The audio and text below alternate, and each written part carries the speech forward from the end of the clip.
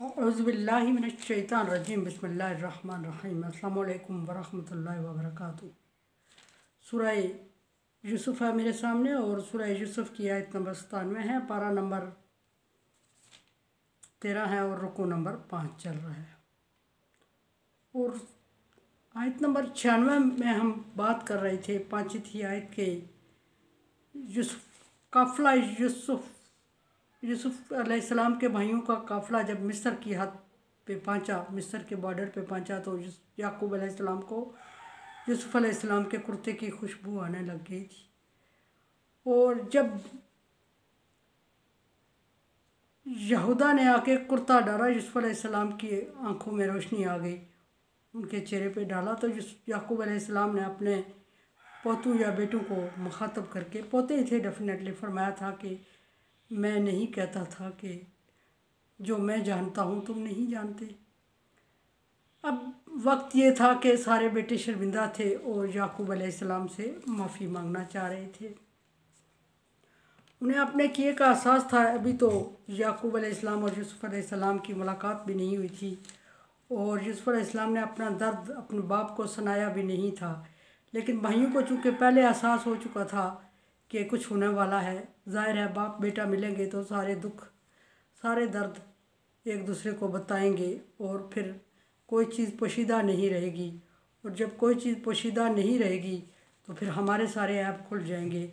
और वो पहले ही याकूब अलैहिस्सलाम से माफ़ी मांगने लग गए थे। कोई काफ़िला तो अभी रास्ते में था, लेकिन जो बड़ा भाई कुर्ता लेके आया था वो और जो याकूब अलैहिस्सलाम के पोते बाकी लोग जो थे वो याकूब अलैहिस्सलाम के इर्द गिर्द जमा हो जाते हैं। जब सारे बेटे आते हैं तो बेटों ने याकूब अलैहिस्सलाम से मुत्तफ़िक़ा तौर पे अर्ज़ की, कालू या अबाना अस्तग़फिर लना, ए हमारे अब्बा जान, हम गुनहगार हैं, हम ख़ताकार हैं, आप हमारे बाप हमारे लिए अल्लाह तबारक व तआला से माफ़ी मांगे।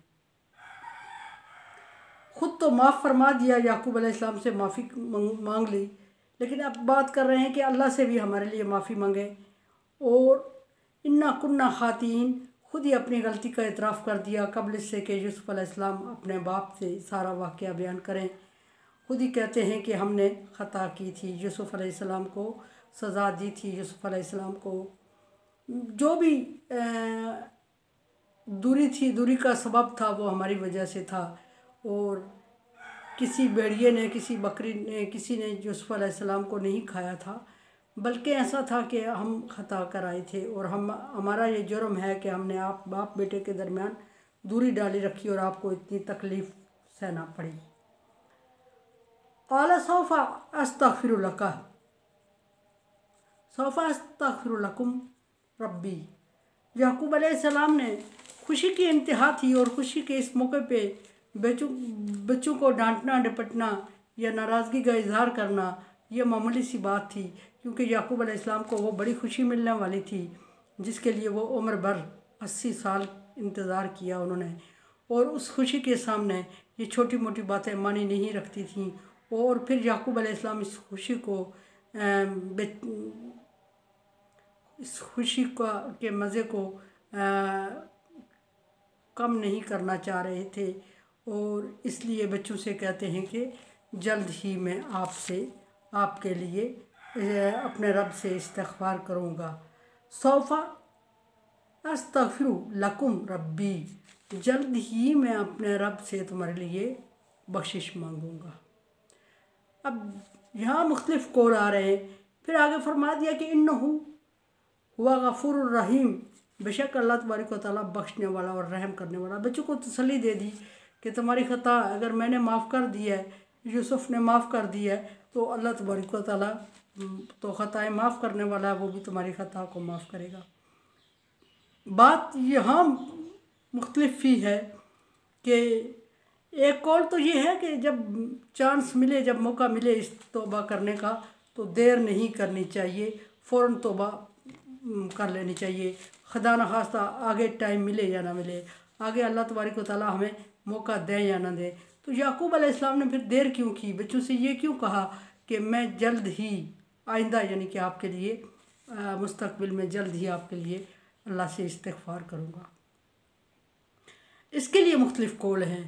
एक कौल ये भी आता है कि वो वक्त इतना अफरा तफरी का था कि याकूब अलैहिस्सलाम पुरसकून हो के अल्लाह तबारक व तआला से दुआ मांगना चाह रहे थे।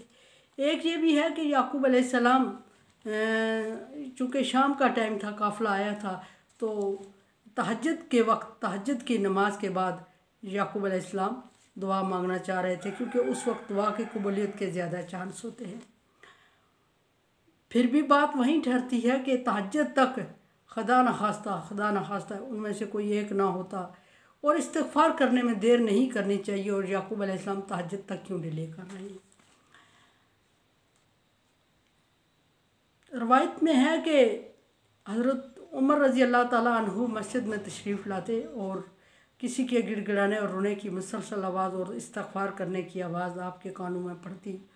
और एक दफ़ा आपने किसी से पूछा कि ये कौन है, दरियाफ़्त किया तो पता चला कि इब्ने मसूद हैं, जो कि अल्लाह तबारक व तआला से दुआ मांग रहे हैं। तो हज़रत उमर ने फरमाया कि ये वक्त हमेशा, तो याकूब तो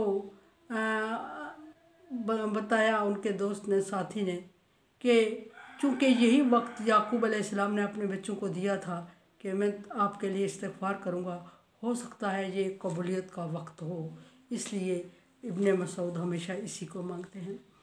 बहरहाल एक सबसे बड़ी वजह जो मुझे समझ आ रही है वो ये है कि चूँकि हक़ूक़ुल इबाद में मिस्टेक हुई थी, ये हक़ूक़ुल्लाह तो थे नहीं, और हक़ूक़ुल इबाद में अगर मिस्टेक हुई थी तो याकूब अलैहिस्सलाम और यूसुफ़ अलैहिस्सलाम दोनों के साथ ज़्यादती हुई थी, और दोनों को बहुत बड़ी मुश्किल और ज़्यादा तकलीफ़ याकूब अलैहिस्सलाम को नहीं, यूसुफ़ अलैहिस्सलाम को बर्दाश्त करना पड़ी थी। इसलिए कि याकूब अलैहिस्सलाम तो सिर्फ दुख और कर्ब और जुदाई के तकलीफ़ से गुज़र रहे थे, यूसुफ़ अलैहिस्सलाम ज़हनी टार्चर थे और ज़हनी तकलीफ़ से गुज़र रहे थे, जबकि यूसुफ़ अलैहिस्सलाम को फ़िज़िकली भी टार्चर किया गया और जिस्मानी तकलीफ़ से भी गुज़रे, और जिस्मानी तकलीफ़ से गुज़रने के बाद उनकी सज़ा दुगनी हो गई थी। और इसलिए बल्कि मुझे 100% ये लगता है कि चूँकि जो ज़्यादती, जो ख़ता इंसान के साथ कर देता है इंसान, तो वो अल्लाह तबारक व तआला तब तक माफ़ नहीं करता जब तक के वो बंदा माफ़ ना कर ले। चूँकि अभी यूसुफ़ अलैहिस्सलाम के बाप और भाई नहीं मिले थे, और याकूब अलैहिस्सलाम चाहते थे कि यूसुफ़ अलैहिस्सलाम से मिलके उनसे भी माफ़ी मांग ली जाए, और फिर मैं भी सामने हूँ, और फिर ये बेटे मेरे अपनी ख़ता की माफ़ी मांगे। मेरी सज़ा तो कम थी, ज़्यादा सज़ा यूसुफ़ अलैहिस्सलाम ने बर्दाश्त की थी, उनसे दरख्वास्त होगी कि भाइयों को माफ़ कर दें। इसलिए याकूब अलैहिस्सलाम ने फरमाया होगा कि सौफ़ा, मैं जल्द ही आपके लिए बख्शिश तलब करूँगा, यानी कि जब यूसुफ़ अलैहिस्सलाम माफ़ कर देंगे तो फिर यूसुफ़ अलैहिस्सलाम ने माफ़ कर दिया तो फिर मैं भी आपको माफ़ कर दूँगा, और फिर अल्लाह तबारक व तआला से उस वक्त माफ़ी मांगूँगा जब यूसुफ़ अलैहिस्सलाम माफ़ कर चुके होंगे।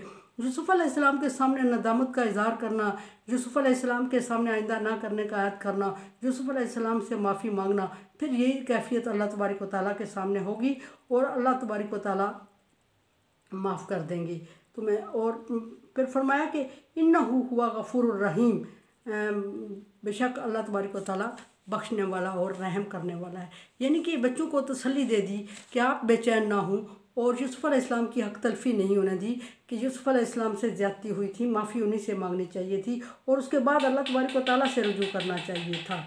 ये कह के याकूब अलैहिस्सलाम बच्चों को तसल्ली देते हैं, और बच्चों को तसल्ली देने के साथ याकूब अलैहिस्सलाम यूसुफ़ अलैहिस्सलाम की दी हुई एडवाइस के मुताबिक सामान पैक करते हैं, और सामान पैक करने के बाद किनान की तरफ ये बुज़ुर्ग काफ़िला किनान को छोड़ देता है, जिसमें सदियों से ज़िंदगी गुजारी।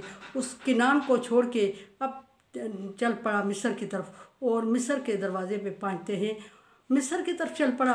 बिलाशुबा याकूब अलैहिस्सलाम को किनान छोड़ते हुए बहुत ज़्यादा तकलीफ़ का सामना करना पड़ा, जिसमें आपने ज़िंदगी गुजारी, लेकिन कैद साली ने आपकी कमर को तोड़ दिया था और मुश्किलात में थे आप, और इस मुश्किलात में आपको किनान छोड़ने में ही आफियत लगी थी, और फिर किनान छोड़ने की तकलीफ़ इस वक्त कुछ महसूस नहीं हुई।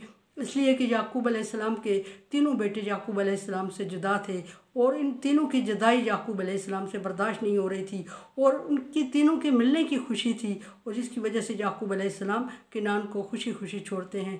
और तीनों में से यूसुफ अलैहिस्सलाम के बारे में कहा जाता है कि यूसुफ अलैहिस्सलाम 80 साल तक बाप से जुदा रहे और 80 साल तक मासूम बच्चा जो बाप से जुदा हुआ हो, बाप उसको एक बादशाह की सूरत में देखना जिस तरह सुन रहा था और उस तरह देखना चाह रहा था और बेताबी और बेचैनी थी और इस बेताबी और बेचैनी की वजह से जल्द अज जल्द तैयारी कर रहे थे और निकलने का सोच रहे थे और किनान जिसमें ज़िंदगी गुजारी थी उसके छोड़ने का कोई दुख कोई तकलीफ़ नहीं थी याकूब अलैहिस्सलाम को।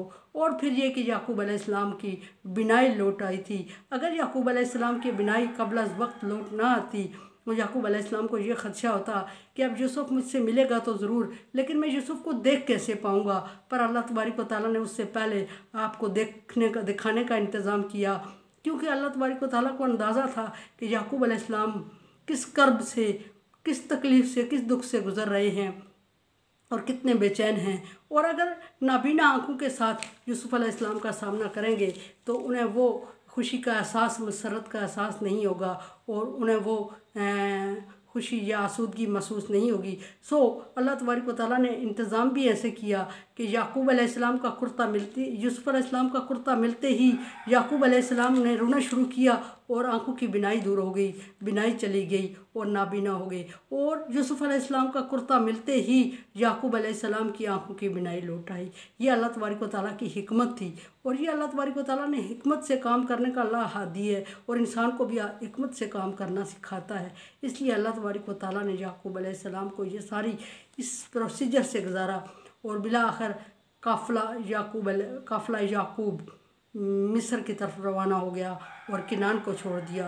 और उधर यूसुफ अलैहिस्सलाम को बज़रिया वही खबर हो गई कि आपका ख़ानदान आ रहा है। या यूसुफ अलैहिस्सलाम भरपूर मिस्र के सजा रहे हैं और तैयारी कर रहे हैं और बाप के इस्तकबाल की तैयारी कर रहे हैं और लोगों को हदायत दे रहे हैं और ये भी साथ ही कर रहे हैं कि जब भी बॉर्डर पे पहुँचेगा उससे पहले मुझे इतला दे देना। उस वक्त चूँकि मोबाइल फ़ोन का दौर होता तो पहले ही पता चल जाता, लेकिन सारे खड़े कर दिए। याकूब अलैहिस्सलाम ने अलर्ट कर दिया सबको यूसुफ अलैहिस्सलाम ने कि फ़लाँ जगह पहुँचेंगे मुझे ख़बर होनी चाहिए, फ़लाँ जगह पहुँचेंगे मुझे काफ़िला फ़लाँ जगह पहुँचेगा मुझे ख़बर होनी चाहिए। सो जो काफ़िला आगे बढ़ता जाता यूसुफ अलैहिस्सलाम को इतला दे दी जाती कि इस जगह पहुँच गया। रास्ते से यूसुफ अलैहिस्सलाम वाकिफ़ थे तो बॉर्डर पे पहुँचने से पहले यूसुफ अलैहिस्सलाम को ख़बर दी जाती है और यूसुफ अलैहिस्सलाम बाप के भाइयों के इस्तकबाल के लिए बज़ाते खुद चल के आते हैं। मेरे चैनल को आप सब्सक्राइब कर रहे हैं, thank you so much. Like dislike का जो लाइक मेरे लिए दुआ करें। ला खौफ अलैहिम वला हुम यहज़नून में कर दे अल्लाह ताला। कोरोना वायरस से बचने के लिए एहतियाती तदाबीर, वैक्सीनेशन, सबसे बड़ी वैक्सीनेशन दुआ है। अल्लाह से दुआ करें कि अल्लाह ताला इस वबा को दुनिया से ख़त्म कर दे। अल्लाह हाफ़िज़।